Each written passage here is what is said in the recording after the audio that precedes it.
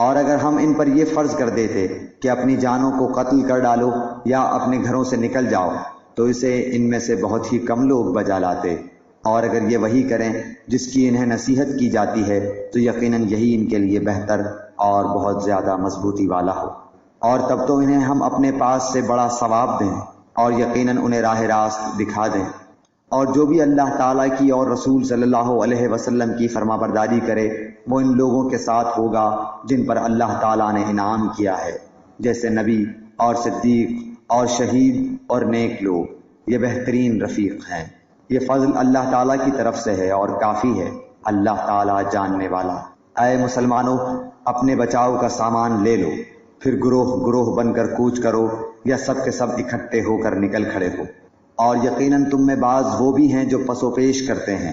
پھر اگر تمہیں کوئی نقصان ہوتا ہے تو وہ کہتے ہیں کہ اللہ تعالیٰ نے مجھ پر بڑا فضل کیا کہ میں ان کے ساتھ موجود نہ تھا، اور اگر تمہیں اللہ تعالیٰ کا کوئی فضل مل جائے تو اس طرح کہ گویا تم میں ان میں سے دوستی تھی ہی نہیں، کہتے ہیں کاش میں بھی ان کے ہمراہ ہوتا تو بڑی کامیابی کو پہنچتا۔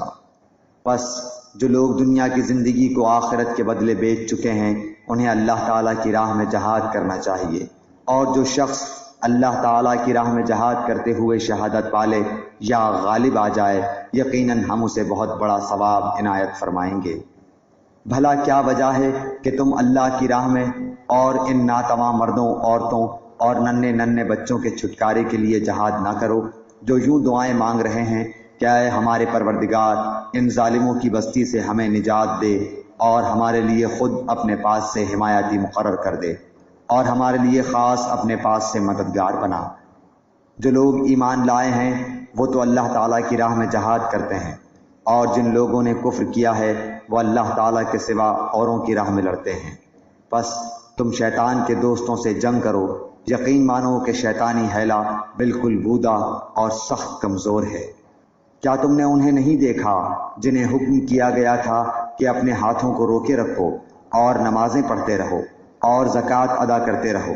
پھر جب انہیں جہاد کا حکم دیا گیا تو اسی وقت ان کی ایک جماعت لوگوں سے اس قدر ڈرنے لگی جیسے اللہ تعالیٰ کا ڈر ہو، بلکہ اس سے بھی زیادہ، اور کہنے لگے اے ہمارے رب، تو نے ہم پر جہاد کیوں فرض کر دیا؟ کیوں ہمیں تھوڑی سی زندگی اور نہ جینے دی؟ آپ کہہ دیجئے کہ دنیا کی سود مندی تو بہت ہی کم ہے، اور پرہیزگاروں کے لیے تو آخرت ہی بہتر ہے، اور تم پر ایک دھاگے کے برابر بھی ستم روا نہ رکھا جائے گا۔ تم جہاں کہیں بھی ہو موت تمہیں آ پکڑے گی، گو تم مضبوط قلعوں میں ہو، اور اگر انہیں کوئی بھلائی ملتی ہے تو کہتے ہیں کہ یہ اللہ تعالیٰ کی طرف سے ہے، اور اگر کوئی برائی پہنچتی ہے تو کہہ اٹھتے ہیں کہ یہ تیری طرف سے ہے۔ انہیں کہہ دو کہ یہ سب کچھ اللہ تعالیٰ کی طرف سے ہے، انہیں کیا ہو گیا ہے کہ کوئی بات سمجھنے کے بھی قریب نہیں۔ تجھے جو بھلائی ملتی ہے وہ اللہ تعالیٰ کی طرف سے ہے، اور جو برائی پہنچتی ہے وہ تیرے اپنے نفس کی طرف سے ہے۔ ہم نے تجھے تمام لوگوں کو پیغام پہنچانے والا بنا کر بھیجا ہے، اور اللہ تعالیٰ گواہ کافی ہے۔ اس رسول صلی اللہ علیہ وآلہ وسلم کی جو اطاعت کرے اسی نے اللہ تعالیٰ کی فرما برداری کی، اور جو منہ پھیر لے تو ہم نے آپ کو کچھ ان پر نگہبان بنا کر نہیں بھیجا۔ یہ کہتے تو ہیں کہ اطاعت ہے، پھر جب آپ کے پاس سے اٹھ کر باہر نکلتے ہیں تو ان میں کی ایک جماعت جو بات آپ نے یا اس نے کہی ہے اس کے خلاف راتوں کو مشورے کرتی ہے۔ ان کی راتوں کی بات چیت اللہ لکھ رہا ہے، تو آپ ان سے منہ پھیر لیں اور اللہ پر بھروسہ رکھیں، اللہ تعالیٰ کافی کارساز ہے۔ کیا یہ لوگ قرآن میں غور نہیں کرتے؟ اگر یہ اللہ تعالیٰ کے سوا کسی اور کی طرف سے ہوتا تو یقیناً اس میں بہت کچھ اختلاف پاتے۔ جہاں انہیں کوئی خبر امن کی یا خوف کی ملی انہوں نے اسے مشہور کرنا شروع کر دیا، حالانکہ اگر یہ لوگ اسے رسول صلی اللہ علیہ وسلم کے اور اپنے میں سے ایسی باتوں کی تہ تک پہنچنے والوں کے حوالے کر دیتے تو اس کی حقیقت وہ لوگ معلوم کر لیتے جو نتیجہ اخذ کرتے ہیں۔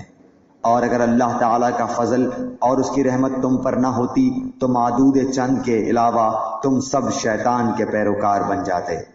تو اللہ تعالیٰ کی راہ میں جہاد کرتا رہ، تجھے صرف تیری ذات کی نسبت حکم دیا جاتا ہے۔ ہاں ایمان والوں کو رغبت دلاتا رہ، بہت ممکن ہے کہ اللہ تعالیٰ کافروں کی جنگ کو روک دے، اور اللہ تعالیٰ سخت قوت والا ہے اور سزا دینے میں بھی سخت ہے۔ جو شخص کسی نیکی یا بھلے کام کی سفارش کرے اسے بھی اس کا کچھ حصہ ملے گا، اور جو برائی اور بدی کی سفارش کرے اس کے لیے بھی اس میں سے ایک حصہ ہے، اور اللہ تعالیٰ ہر چیز پر قدرت رکھنے والا ہے۔ اور جب تمہیں سلام کیا جائے تو تم اس سے اچھا جواب دو یا انہی الفاظ کو لوٹا دو، بے شبہ اللہ تعالیٰ ہر چیز کا حساب لینے والا ہے۔ اللہ وہ ہے جس کے سوا کوئی معبود برحق نہیں، وہ تم سب کو یقیناً قیامت کے دن جمع کرے گا جس کے آنے میں کوئی شک نہیں۔ اللہ تعالیٰ سے زیادہ سچی بات والا اور کون ہوگا؟ تمہیں کیا ہو گیا ہے کہ منافقوں کے بارے میں دو گروہ ہو رہے ہو؟ انہیں تو ان کے اعمال کی وجہ سے اللہ تعالیٰ نے اوندھا کر دیا ہے۔ اب کیا تم یہ منصوبے باندھ رہے ہو کہ اللہ تعالیٰ کے گمراہ کیے ہوئوں کو تم راہ راست پر لا کھڑا کرو؟ جسے اللہ تعالیٰ راہ بھلا دے تو ہرگز اس کے لیے کوئی راہ نہ پائے گا۔ ان کی تو چاہت ہے کہ جس طرح کے کافر وہ ہیں تم بھی ان کی طرح کفر کرنے لگو اور پھر سب یکساں ہو جاؤ۔ بس جب تک یہ اسلام کی خاطر وطن نہ چھوڑیں ان میں سے کسی کو حقیقی دوست نہ بناؤ، پھر اگر یہ منہ پھیر لیں تو انہیں پکڑو اور قتل کرو جہاں بھی یہ ہاتھ لگ جائیں۔ خبردار ان میں سے کسی کو اپنا رفیق اور مددگار نہ سمجھ بیٹھنا، سوائے ان کے جو اس قوم سے تعلق رکھتے ہوں جن سے تمہارا معاہدہ ہو چکا ہے، یا جو تمہارے پاس اس حالت میں آئیں کہ تم سے جنگ کرنے سے بھی تنگ دل ہیں اور اپنی قوم سے بھی جنگ کرنے سے تنگ دل ہیں۔ اور اگر اللہ تعالیٰ چاہتا تو انہیں تم پر مسلط کر دیتا اور وہ تم سے یقیناً جنگ کرتے۔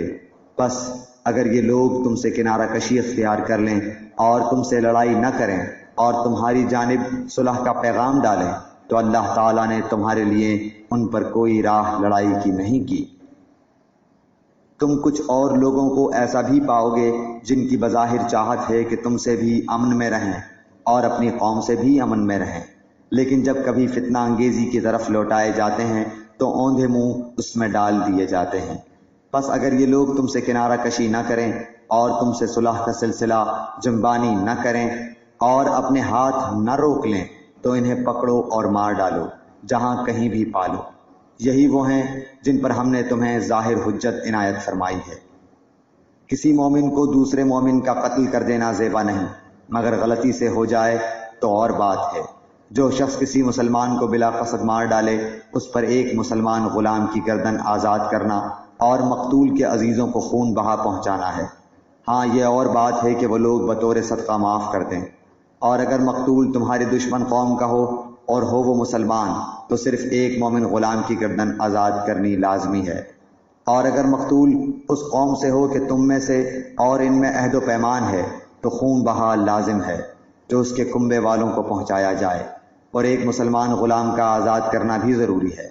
پس جو نہ پائے اس کے ذمے 2 مہینے کے لگاتار روزے ہیں اللہ تعالیٰ سے بخشوانے کے لیے، اور اللہ تعالیٰ بخوبی جاننے والا اور حکمت والا ہے۔ اور جو کوئی کسی مومن کو قصداً قتل کر ڈالے اس کی سزا دوزخ ہے جس میں وہ ہمیشہ رہے گا، اس پر اللہ تعالیٰ کا غضب ہے، اسے اللہ تعالیٰ نے لعنت کی ہے اور اس کے لیے بڑا عذاب تیار رکھا ہے۔ اے ایمان والو، جب تم اللہ کی راہ میں جا رہے ہو تو تحقیق کر لیا کرو، اور جو تم سے سلام علیک کرے تم اسے یہ نہ کہہ دو کہ تو ایمان والا نہیں۔ تم دنیاوی زندگی کے اسباب کی تلاش میں ہو تو اللہ تعالیٰ کے پاس بہت سی غنیمتیں ہیں، پہلے تم بھی ایسے ہی تھے، پھر اللہ تعالیٰ نے تم پر احسان کیا، لہٰذا تم ضرور تحقیق و تفتیش کر لیا کرو، بے شک اللہ تعالیٰ تمہارے اعمال سے باخبر ہے۔ اپنی جانوں اور مالوں سے اللہ کی راہ میں جہاد کرنے والے مومن اور بغیر عذر کے بیٹھ رہنے والے مومن برابر نہیں۔ اپنے مالوں اور اپنی جانوں سے جہاد کرنے والوں کو بیٹھ رہنے والوں پر اللہ تعالیٰ نے درجوں میں بہت فضیلت دے رکھی ہے، اور یوں تو اللہ تعالیٰ نے ہر ایک کو خوبی اور اچھائی کا وعدہ دیا ہے، لیکن مجاہدین کو بیٹھ رہنے والوں پر بہت بڑے اجر کی فضیلت دے رکھی ہے، اپنی طرف سے مرتبے کی بھی اور بخشش کی بھی اور رحمت کی بھی، اور اللہ تعالیٰ بخشش کرنے والا اور رحم کرنے والا ہے۔